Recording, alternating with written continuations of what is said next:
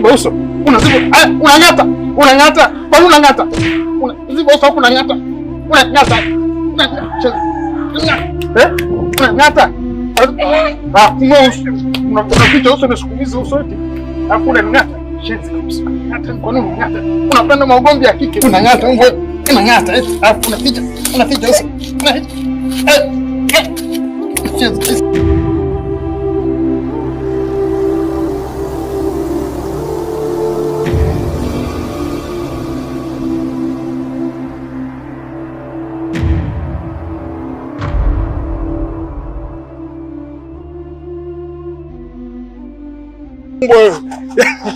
Bwana chie.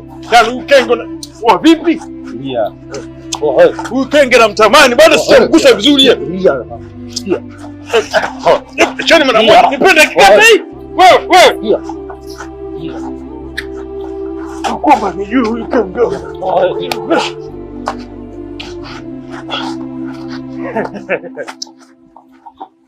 Huyu jamaa mambo ya ajabu sana. Wa vipi hapa? Kumbe muoga. Sasa mbona kimbia? Mtoto kiume unakuwa na mguu wa bia, afu nguvu za soda. Tulia mzee. Kugombana hadharani sio vizuri. Kwani shida ni nini mzee? Yaani hapo mbona bado? Yaani shukuru tu washikaji wameingilia. La sivyo ungekuta matanga yako hapa.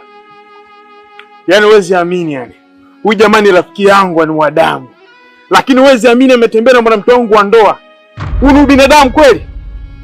Yote 9-10. Ana dada wa kazi pale nyumbani kwake, kamtesa kinoma, kamnyanyasa kingono. Yaani analazimisha mapenzi paka inafika hatua anamtimua dada wa watu. Kamdhulumu kila kitu. Mtoto mdogo anamtimua usiku wa manane bila huruma.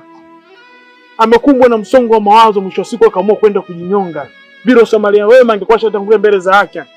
Huyu sio binadamu, huyu ni nyoka. Jamaa yule pale yule? Yule? Kumbe yule binti alikuwa anataka kujinyonga kule, kumbe alikuwa anaishi kwa yule blaza.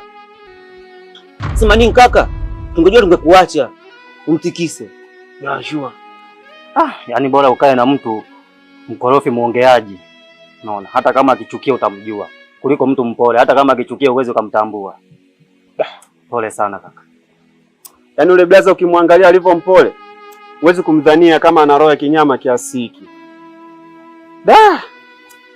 Pole sana kaka.